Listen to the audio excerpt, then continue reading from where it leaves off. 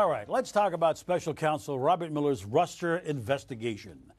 Mueller is about to issue some findings of his wide-ranging investigation, and according to an exclusive report in Bloomberg, which cites two anonymous sources, quote, Mueller is close to rendering judgment on two of the most explosive aspects of his inquiry, whether there were clear incidents of collusion between Russia and the Trump campaign, and whether the president took any actions that would constitute obstruction of justice, end of quote.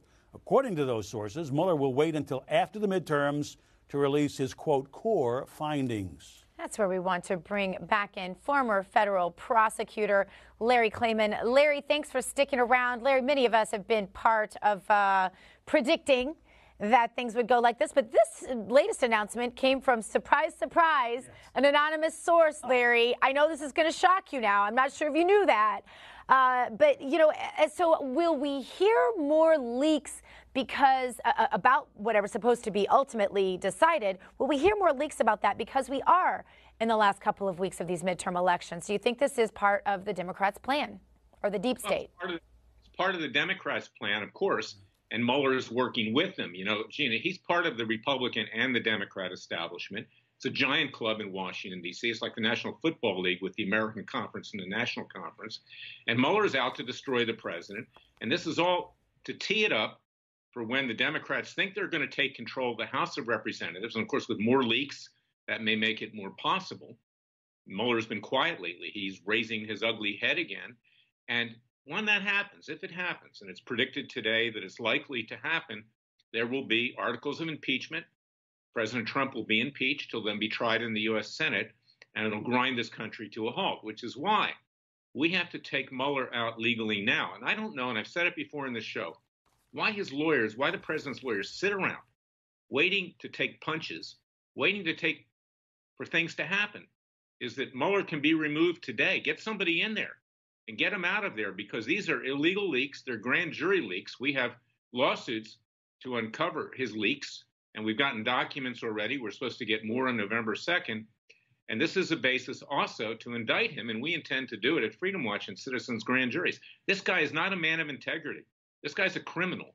And this shows you that, because you can't be leaking like this before an election unless you have some evil motive. Right. Exactly. There's great political baggage involved with dismissing him at this point. You understand that, Mr. Klayman? Well, dismissing them is a whole lot better than for the president to be impeached and tried in the U.S. Senate for the whole country. He needs to be gone. I say, President Trump, take your lumps. Don't listen to your establishment lawyers. Listen to the way you usually do things. This man's a fighter. That's why I love the president. He's got to take action on his own right now. Can't be leaving Rosenstein, the deputy, in control of the Justice Department with a attorney general like Sessions who does nothing because he himself is under investigation by Mueller. President needs to take control. Larry, there's also this interesting piece about Deputy Attorney Rod Rosenstein.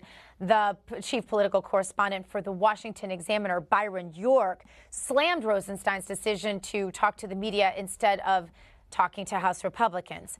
York wrote that Rosenstein had a very long and extensive interview with the Wall Street Journal where he defended the Russia investigation and says it was warranted based on the evidence he had. And he also notes that one of the main things left out of that interview was the interview with the House Republicans he's been reportedly putting off. York talked to the chairman of the House Intelligence Committee, that would be, of course, Devin Nunes, and his theory is that the Deputy Attorney General is trying to run out the clock and hoping Democrats will take control of the House. Which story do you believe, Larry? I believe all of them. And first of all, he should never have been giving an interview to the Wall Street Journal discussing what has been uncovered in the grand jury. He knows, same problem as Mueller, okay, number one. Number two, he's become the darling of the Democrat Party. So has Mueller. And Sessions. They're all the darlings of the Democrat Party. They wanted to get rid of all of them in the beginning, the Democrats. Now they love them, and we can see why. And clearly he is waiting to see if Nancy Pelosi takes control of the House of Representatives again. And when that happens, all investigations are shut down. The Democrats will have subpoena power, not the Republicans, and there will be an inquisition against not just President Trump, but all conservatives that stand with President Trump. They'll all be subpoenaed up on Capitol Hill, but it won't be Rosenstein or Sessions or anybody else who now are their great friends. Larry, before we let you go, There's this new story from a cable network I don't want to mention. I wanted to get your take on. This network reports that President Trump was personally involved in stopping the move of the FBI headquarters outside of Washington, D.C. CNN got this letter from a ranking Democrat on the House Oversight Committee, Elijah Cummings, that said he's got documents that say Trump did it so his hotel could not see competitors get the land next to it. The move to keep the headquarters in D.C. is more expensive than moving out to the suburbs. What about it? First of all, that area of D.C. is a prime area. It wouldn't be a problem filling up both hotels if there was another hotel. But the president at the time that letter may have been written, of course, you can't believe anything CNN says or the Democrats turn over. The president probably didn't know the location of the current FBI. The FBI is across the street from the Justice Department. Why would you move it to Virginia or Maryland and make it difficult for FBI agents to visit the Justice Department, of which they're a part, by moving it? So it makes sense to keep it in that location in any event. Granted, it is an antiquated, ugly building, maybe the ugliest building in D.C.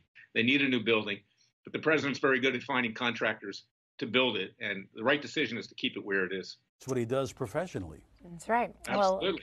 Well, all right, Larry, thank you so much for your time and for all of the work that you do. We appreciate you, and you are a busy man, so we appreciate you making time.